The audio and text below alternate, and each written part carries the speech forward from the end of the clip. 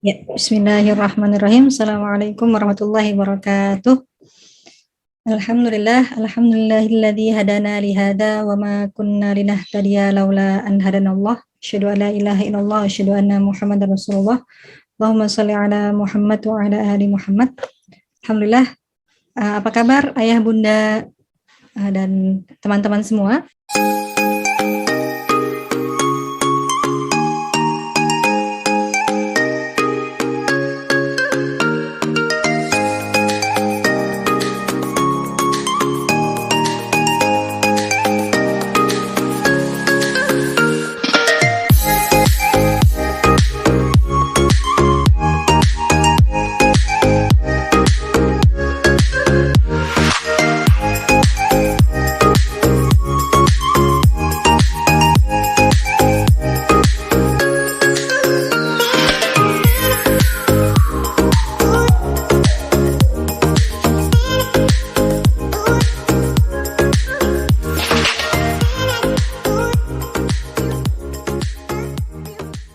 Ya, insyaallah mudah-mudahan dalam keadaan sehat walafiat, semakin meningkat keimanannya, semakin besar kecintaannya kepada Allah, yang atas nama cinta kepada Allah itu kita juga meningkatkan kecintaan kita kepada keluarga kita, kepada pasangan kita, kepada anak-anak kita, dan cinta inilah yang akhirnya membawa kemaslahatan bagi sekitar kita, gitu ya, kepada aspek yang lebih luas, insyaallah. Insyaallah di sore hari ini saya akan membawakan tema tentang resiliensi keluarga. Ya, ini sebuah tema atau sebuah topik ya yang insyaallah masih relevan ya dengan kajian-kajian kita sebelumnya, baik tentang visi misi keluarga Muslim gitu ya, dan kemudian bagaimana memelihara cinta dengan pasangan. Dan itu semua untuk mencapainya tentunya nanti akan ada proses ya, di proses kita akan ketemu dengan tantangan-tantangan, gitu ya. Nanti kita akan bahas lebih lanjut di bagian-bagian selanjutnya. Nah, saya pilih subtitlenya ya, resiliensi keluarga dari aku dan kamu menjadi kita. Ini diucapkan kepada pasangannya masing-masing ya, dari saya gitu ya, saya sebagai seorang individu, kemudian dengan pasangan kita, gitu, dan kemudian bersama-sama mengarungi bahtera rumah tangga ini menjadi sebuah kata term yang baru, yaitu kita. Ya. Sebelumnya izinkan saya memperkenalkan diri lebih dahulu. Nama saya adalah Siensia Afifah. Saya lahir di Jakarta, ya nanti untuk usianya mungkin bisa dilihat di CV yang sudah di-share oleh Minfems ya. Saat ini saya adalah seorang istri dan ibu dari 2 orang anak. Oh ya, ayah bunda bisa manggil saya dengan Afifah atau Ifah ya, mana saja yang terasa lebih mudah. Boleh manggil mbak, kakak gitu ya. Dan di usia saat ini saya sering juga dipanggil oleh kawan-kawan atau orang yang baru mengenal dengan sebutan ibu gitu ya, karena sudah usia di atas kepala 3. Ya, saya adalah seorang alumni Fakultas Hukum, saat ini kembali berkuliah ya setelah berjarak kira-kira 8 tahun ya, mengambil kuliah di bidang yang berbeda dengan S1 saya dulu, yaitu di bidang kajian Islam dan psikologi.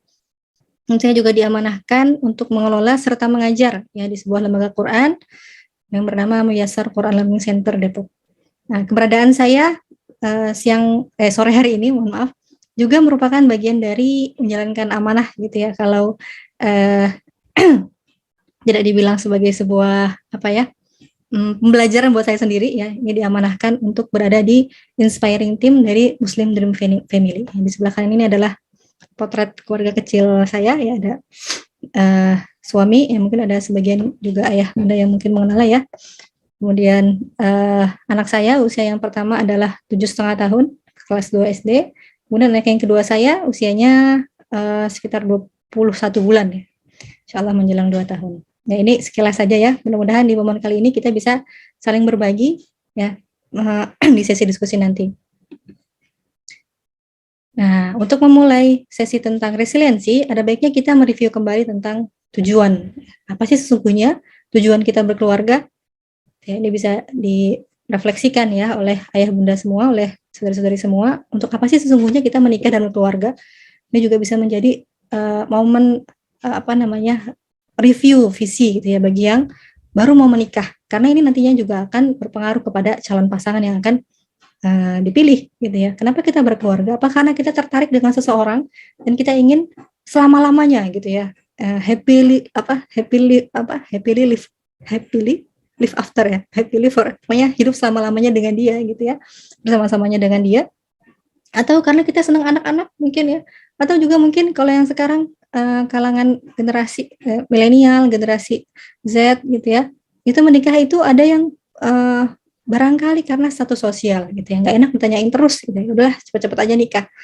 Nah, sesungguhnya kita sebagai seorang muslim, ini juga sudah disampaikan oleh Ustaz Saiful Bari gitu ya, di sesi pertama, bahwa sesungguhnya kita ini menikah ini karena apa sih ya, karena memang secara manusiawi kita ingin meraih kesejahteraan dan kebahagiaan hakiki ya, jadi atau lebih tepatnya lagi sebagai seorang muslim ya, kita tidak bisa melepaskan diri dari sebuah amanah ilahi gitu ya, yaitu sebagai hamba Allah ya, dan juga sebagai khalifatullah gitu ya, Abdullah dan khalifatullah. Nah, meskipun kita ini tadi ya, kita ingin menikah karena ingin bahagia, kita ingin menikah karena ingin hidupnya sejahtera gitu ya. Ini adalah cita-cita kemanusiaan kita, gitu, cita-cita kemanusiaan kita. Tapi ketika kita memutuskan menjadi seorang muslim, maka kita tidak bisa melepaskannya sebagai hamba Allah, Abdullah, dan sebagai khalifatullah. Nah, maka dari itu berkeluarga juga adalah perwujudan dari kedua peran tadi, gitu ya. Berkeluarga adalah proses kita sebagai seorang hamba Allah dan juga sebagai seorang khalifatullah. Berkeluarga adalah bagian dari keimanan, gitu ya. Sebagaimana yang Allah sampaikan dalam surat An-Nur ayat 32, Bismillahirrahmanirrahim. Wa ankihul ayama minkum wassalihina min ibadikum wa imaikum iyakunu fuqara ayughnihimullahu min fadlih wallahu wasi'un alim. Menikahkanlah orang-orang yang masih membujang di antara kamu dan juga orang-orang yang layak menikah dari hamba-hamba sahayamu yang laki-laki dan perempuan. Jika mereka miskin, Allah akan memberi kemampuan kepada mereka dengan karunia-Nya.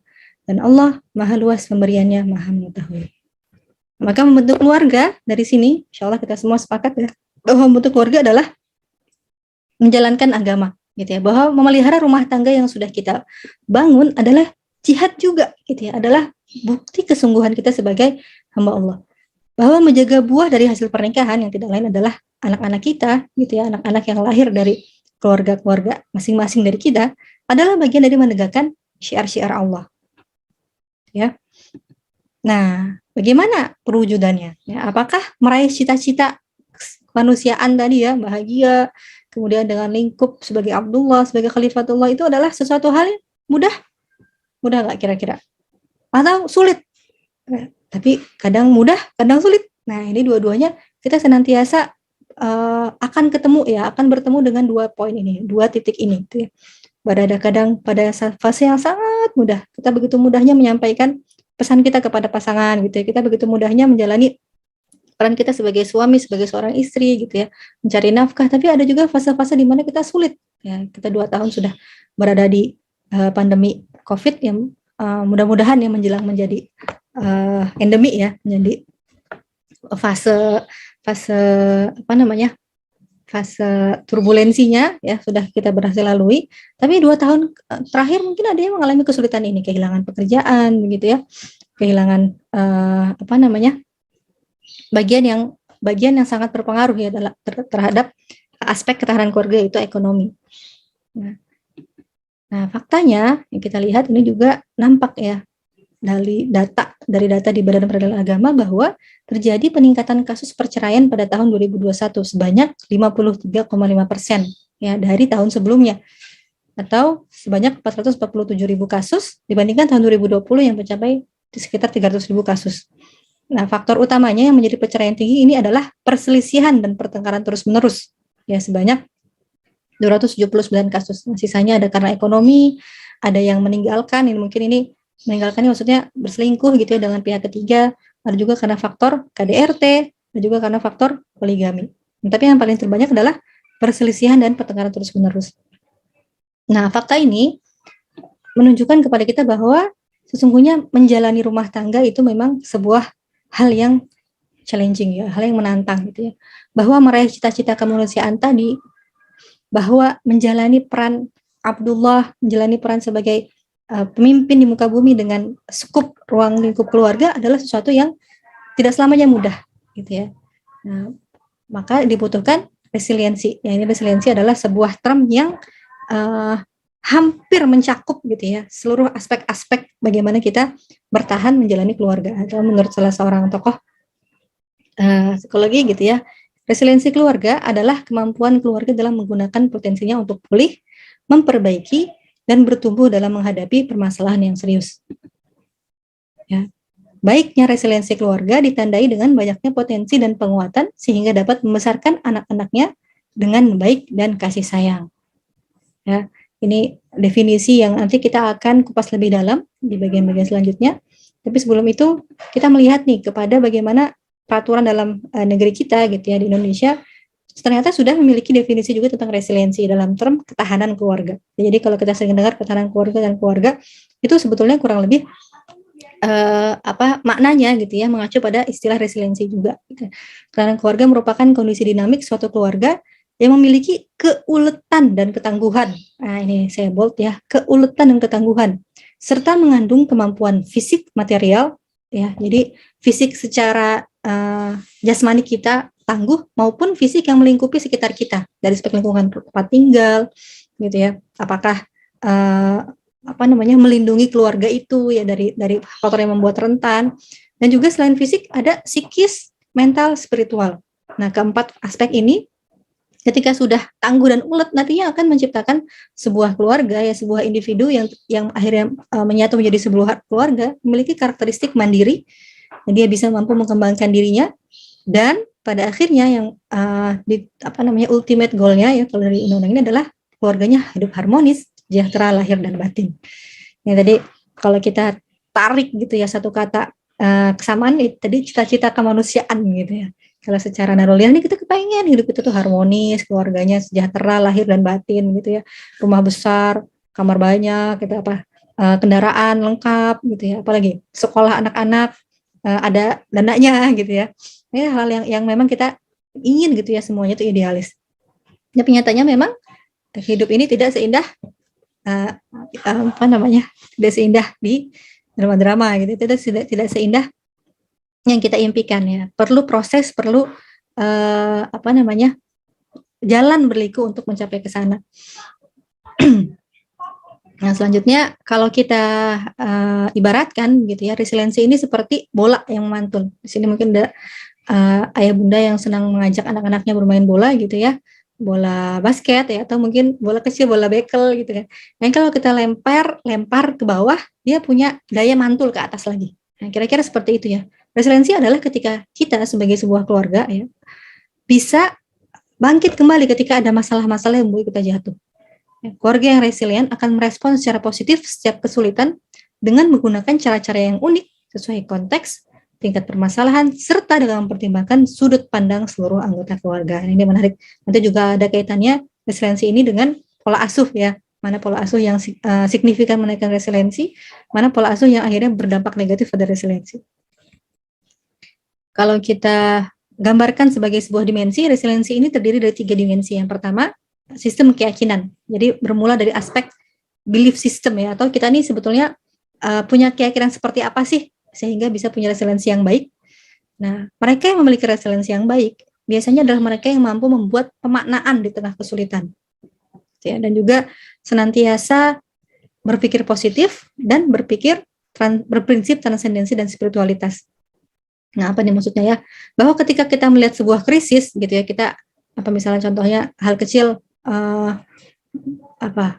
anak nggak mau makan gitu ya, atau misalnya, tapi kalau itu mungkin masih taraf ringan ya. Tapi kalau anak sampai pada tahap nggak mau makan ini sampai membuat dia stunting gitu ya, akhirnya membuat orang tua yang terpukul, itu bisa menjadi bentuk ujian sejauh mana resiliensi dia gitu. Nah, kalau kita pandang secara komprehensif, maka kita bisa membuat makna atas kejadian yang buruk tersebut gitu ya. Oh ya Allah, jangan-jangan ini merupakan bagian dari saya ya, bagian dari proses saya sebagai orang tua untuk lebih memperhatikan mungkin gizinya atau membuat menslot waktu yang lebih banyak untuk anak-anak gitu ya. Nanti ini juga akan ada terkait sudut pandang gitu ya. Artinya dari setiap kejadian yang buruk menimpa kita, yaitu kita bisa senantiasa berpikir positif, ya. Jadi ada perasaan optimis, semangat, percaya diri, dan punya harapan. Nah ini yang penting ya. Kita memiliki harapan bahwa kita ini mampu menyelesaikan masalah. Dan kita fokus pada potensi dan bisa menerima bahwa memang ada hal-hal yang sebenarnya nggak kita inginkan. Meskipun kita sudah bikin plan yang perfect gitu ya. Kadang yang bikin kita stres atau kecewa itu kan kita udah set ya sedemikian detail rencana-rencana anak usia segini udah bisa ini, udah bisa baca, udah sekian hafal berapa juz gitu. Anak sekian atau kita ekspektasi pasangan bisa mengerti, pasangan bisa membantu kerja-kerja rumah tangga misalnya gitu ya. Atau sebagai suami berharap ketika pulang semuanya rapi gitu. Nah itu kan sudah ada ekspektasi, tapi ketika akhirnya nggak sesuai, itulah yang membuat kita kecewa. Sistem keyakinan ini adalah ketika kita mampu memiliki toleransi, memiliki memiliki rentang yang luas gitu ya atas ketidakpastian di masa depan. Nah, tentunya tidak bisa dilepaskan sistem keyakinan ini dari aspek transendensi dan spiritualitas, ya, bahwa Allah yang mengatur, ya. Nanti kita akan bahas lebih lanjut soal ini, insya Allah di slide selanjutnya. Tapi saya angkat sedikit soal keyakinan, ya. Ini ada dalam surat Al-Insyirah, ya. Bismillahirrahmanirrahim. Fa inna ma'al usri yusra, inna ma'al usri yusra. Bahwa bersama kesulitan ada kemudahan, gitu ya. Bahwa bersama kesulitan ada kemudahan. Selanjutnya, yang kedua adalah proses mengorganisasi, bahwa kita ini memiliki kemampuan untuk beradaptasi, ya, bisa dan bersedia bekerja sama soal pola asuh anak, ya, saling menghargai kebutuhan satu sama lain, serta bisa menyelesaikan keluhan dengan mencari kesamaan. Nah, dalam surat Al-Baqarah, ya, ayat 187, hunna libasul lakum wa antum libasul lahun, bahwa pakaian di sini, ya, bahwa kita ini antara satu sama lain ini seperti pakaian, ya. Di surat Al-Baqarah ini Allah menyampaikan demikian. Pakaian di sini mengisyaratkan makna perlindungan, ketertutupan, dan perhiasan. Nah, perlindungan ini apa? Kalau kita telisik lebih jauh, adalah perlindungan suami terhadap istri, ya, begitu pula sebaliknya. Sementara ketertutupan artinya saling menjaga aib satu sama lain, ya, jadi nggak bocor gitu ya, nggak ember, ya, bahkan terhadap keluarga besar, ya, kalau memang dirasa masih bisa dikendalikan gitu ya, masih bisa kita jaga, ya, tidak pada taraf yang sampai akhirnya zolim lebih luas, ya, kalau bisa dijaga dulu aibnya satu sama lain. Nah, yang ketiga adalah makna pakaian adalah aspek perhiasan, bahwa keberadaan suami itu menambah keindahan bagi istri dan begitu pula sebaliknya, gitu ya. Nah, yang ketiga, sebelumnya soal organisasi ini, ya, tadi sudah saya sampaikan, ya.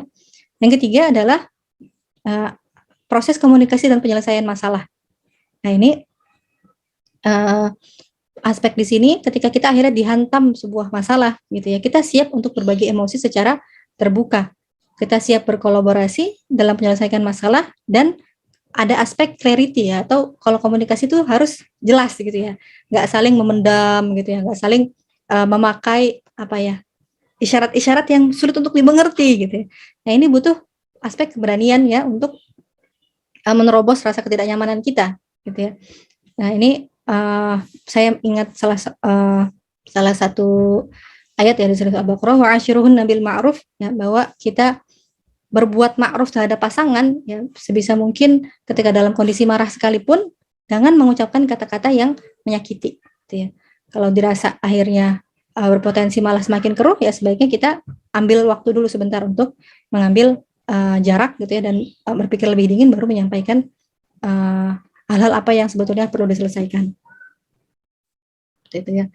Nah, ini pada akhirnya, ya, 3 dimensi tadi membutuhkan ketersalingan, sebagaimana term pasangan, ya, zawaj di sini membutuhkan keterlibatan dua belah pihak gitu ya, butuh kerjasama kedua belah pihak untuk saling memberi, saling menyayangi, dan saling mengerti. Nah, selanjutnya adalah faktor-faktor yang mempengaruhi resiliensi. Yang pertama ada faktor usia dan gender, ya, bahwa setiap usia itu punya tugas perkembangannya masing-masing. Ketika tugas perkembangan itu tidak dipenuhi, maka akan berpotensi pada baik atau pada kurangnya resiliensi seseorang. Misalnya tugas perkembangan anak-anak usia dini itu dia harus terpenuhi aspek trust-nya, gitu. Dia harus merasa nyaman ada orang-orang yang dia bisa percayai gitu ya. Nah, kalau misalnya aspek ini hilang, nah biasanya dia akan berpotensi untuk mudah atau nggak siap gitu ya menghadapi dinamika di luar. Nah, begitu juga gender ya, nanti mungkin kita bisa bahas lebih lanjut dalam aspek diskusi. Ada beberapa penelitian mengatakan untuk stres-stres yang sifatnya itu bukan daily gitu ya, atau yang kita ambil penelitian lain ya, di Malaysia, yaitu ada penelitian yang melibatkan korban banjir. Nah, ini ternyata perempuan lebih resilient daripada laki-laki. Nah, ini penelitian yang sifatnya masih daerah tertentu gitu ya. Untuk di Indonesia sendiri saya belum menemukan penelitian yang serupa. Yang kedua, status sosial ekonomi dan pola asuh. Ya, status sosial ekonomi yang rendah, orang tua yang kurang mendapat asupan, edukasi, pendidikan. Nah, ini beresiko lebih tinggi melahirkan anak dengan tingkat resiliensi yang lebih rendah. Nah, begitu pula pola asuh. Kalau pola asuh orang tuanya ini otoriter gitu ya, atau mungkin terlalu permisif, itu juga akhirnya membuat anak-anak lebih rentan, lebih rendah resiliensinya. Tapi kalau autoritatif, artinya demokratis yang bertanggung jawab gitu ya, dia ada di antara dua bandul ya, nggak terlalu strength gitu ya, nggak terlalu ketat, tapi juga nggak terlalu longgar. Nah, ini biasanya melahirkan anak-anak yang lebih tinggi resiliensinya. Nah, yang ketiga, karakteristik kepribadian ini juga berpengaruh ya. Kepribadian yang cenderung negative thinking gitu ya, atau istilahnya neurosis gitu ya, sering merasa cemas, khawatir, ini berpotensi memiliki resiliensi lebih rendah ketimbang kepribadian yang lebih terbuka terhadap pengalaman baru, lebih punya interaksi sosial ya dengan sekitarnya, itu biasanya akan lebih baik resiliensinya. Kemudian, nah ini menarik, religiusitas. Ini religiusitas ini merupakan faktor protektif pada kondisi seseorang. Seberapa banyak pengetahuan ia tentang agamanya, seberapa kokoh keyakinan ia terhadap agamanya, bagaimana pelaksanaan ibadahnya, dan seberapa dalam penghayatan terhadap agama, ini akan berpengaruh juga pada bagaimana dia menghadapi cobaan-cobaan. Ada juga coping stress ya. Ada yang kalau ketemu stres itu dia denial gitu ya. Enggak, udah ini bukan masalah, udahlah saya pendam aja. Ada juga yang venting gitu ya, marah gitu ya. Nah, ada juga yang copingnya dia fokus pada problem. Ya udah deh, emang ini sebuah problem yang harus kita hadapi gitu ya. Gimana masalahnya? Gimana solusinya? Jadi ini biasanya mungkin pada bapak-bapak gitu ya. Udah deh, nggak usah terlalu larut dalam masalah, kita pikirkan solusinya ya. Problem fokus. Ada juga yang emosional fokus. Jadi kalau ketemu masalah tuh dia relatif mudah untuk coping kalau misalnya diajak bercanda gitu ya, humor gitu kan. Terusnya acceptance, menerima, yang sifatnya lebih menyentuh sisi emosi. Nah, yang pertama tadi denial, dia lebih rentan misalnya ketika ketemu dengan masalah, resiliensinya lebih rendah. Sementara yang dua terakhir akan memiliki resiliensi yang lebih tinggi. Ada juga aspek efikasi diri, ya ini bagaimana seseorang memandang dirinya, sejauh mana dia mampu menyelesaikan masalah. Jadi efikasi diri ini persepsi seseorang terhadap dirinya, ini saya bisa nggak menyelesaikan masalah ini. Semakin baik efikasi dirinya dia, maka semakin tinggi pula resiliensinya. Nah, yang terakhir faktor ini kecerdasan emosi ya, optimisme, gratitude ini juga punya pengaruh. Nah, ini saya coba mengaitkan dua aspek faktor tadi ya, dua faktor yang tadi kita sebutkan, soal religiusitas dan coping stress. Nah, kalau ini dua ini digabung, masya Allah ini bisa menjadi senjata gitu ya, bisa menjadi acuan ya buat kita untuk akhirnya menjadi orang yang memiliki resiliensi tinggi. Itu ketika kita menggabungkan religiusitas yang dimiliki dengan kemampuan terhadap penyelesaian masalah. Bagaimana kita menilai kembali hal negatif dengan sudut pandang agama, ya kita mencari dukungan spiritual. Mungkin kalau dirasa sulit menyelesaikan dengan pasangan, kita bisa datang kepada tokoh-tokoh agama yang kita asumsikan memiliki ilmu ya dan memiliki keluasan dan kebijaksanaan. Dan juga kita pahami bahwa agama ini mengajarkan kita untuk memaafkan gitu ya. Dan dalam agama yang kita peluk juga terdapat di dalamnya komunitas spiritual ya. Kita punya saudari-saudari seiman yang bisa memberikan kita dukungan sosial. Nah, dalam perspektif Islam sendiri, kita temui sebuah istilah yang menjadi unsur begitu ya dari resiliensi, ini adalah as-samhah atau kelapang dadaan, yaitu suatu kondisi psikospiritual yang ditandai oleh kemampuan menerima berbagai kenyataan yang tidak menyenangkan dengan tenang dan terkendali. Jadi lapang dada ya, lapang dada, as-samhah. Ini orang yang lapang dada memiliki kekuatan dalam jiwanya untuk bertahan dan tidak berputus asa manakala menghadapi berbagai situasi yang secara objektif tidak menyenangkan, baik psikis maupun fisik, Nah, ketika semakin tinggi lapang dada seseorang, semakin tangguh pula ia. Ini ada beberapa indikator yang menunjukkan bahwa seseorang ini memiliki kelapang dadaan, dia memiliki kesadaran spiritual, secara psikologis dia siap, dan dia keyakinan akan kesanggupan diri menanggung beban. Ini kaitannya kalau pakai istilah psikologi ini efikasi diri gitu ya. Dan juga dia senantiasa kembali pada Allah ya, pertaubatan. Jangan-jangan masalah yang saya hadapi ini adalah proses pengguguran dosa-dosa saya. Gitu. Jadi kembali kepada Allah, mendekatkan diri kepada Allah, dan mencari hikmah apa sesungguhnya yang bisa saya ambil, sisi positifnya, ya, positive thinking, dan apa yang bisa saya lakukan ke depannya supaya hal serupa tidak terulang kembali, gitu ya. Nah, ini asam hah ini dipengaruhi oleh aspek keimanan. Semakin baik keimanan seseorang, maka dia juga akan semakin yakin bahwa takdir Allah itu melingkupi segala sesuatu ya. Baik buruknya itu semuanya datang dari Allah. Ini ada penelitian menarik ya di Aceh ya, bahwa korban yang menjadi korban tsunami di ring 1 yang sangat sangat dekat dengan titik bencana, itu ternyata memiliki tingkat resiliensi yang lebih baik gitu ya daripada korban yang berada di ring 2 gitu. Karena semakin besarnya penderitaan gitu, semakin merasa oh ya ini semua adalah dari Allah gitu ya. Semuanya ini penderitaannya semua dari Allah. Ada gitu, ada faktor juga usia dan pengalaman-pengalaman sebelumnya, dan selalu mengingat Allah. Yang semakin tinggi kualitas zikir, semakin tinggi pula sayaknya kelapang dadaan kita. Ini sebagai penutup yang kita yakini ya, bahwa sebagai seorang muslim, lagi-lagi ya, framework kita tidak bisa dilepaskan dari panduan hidup kita dalam surat Al-Hadid ayat 22. Bismillahirrahmanirrahim. Ma asaba min musibatin fil ardi wala fi anfusikum illa fi kitabim min qabli an nabra'aha. Inna dzalika 'ala Allahi yasir. Tiada suatu bencana pun yang menimpa di bumi dan tidak pula pada dirimu sendiri, melainkan telah tertulis dalam kitab Lauhul Mahfuz sebelum kami menciptakannya.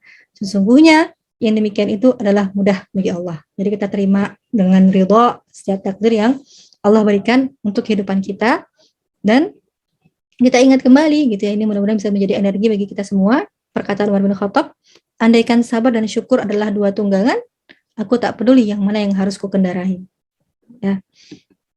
Jadi apapun ujiannya, semoga kita bisa melihat dengan frame tadi ya, sabar dan syukur. Tentunya mengingat tujuan keluarga kembali nih, ya, sebagaimana yang disampaikan oleh Ismail Roja Al-Faruqi, bahwa keluarga merupakan media untuk memenuhi tujuan ilahi. Ya, tadi Abdullah tadi penghambaan kita kepada Allah. Keluarga adalah mereka yang terikat dan hidup bersama dalam suasana yang diliputi dengan rasa cinta, percaya dan peduli di atas landasan tauhid, dan menjunjung tinggi kesucian nilai keluarga. Nah, insya Allah mudah-mudahan selangkah demi selangkah, setapak demi setapak, kita menuju ke arah sana gitu ya. Dalam proses naik turunnya, ya, semoga naik turunnya ini mengantarkan kita ke dalam jenjang yang lebih tinggi, yang lebih baik, dan tentunya lebih dekat kepada Allah. Allah a'lam bishawab. Al-haqqu min rabbika la takun minal mumtarin. Insyaallah kita lanjutkan di sesi tanya jawab ya, di sesi WhatsApp group. Assalamualaikum warahmatullahi wabarakatuh.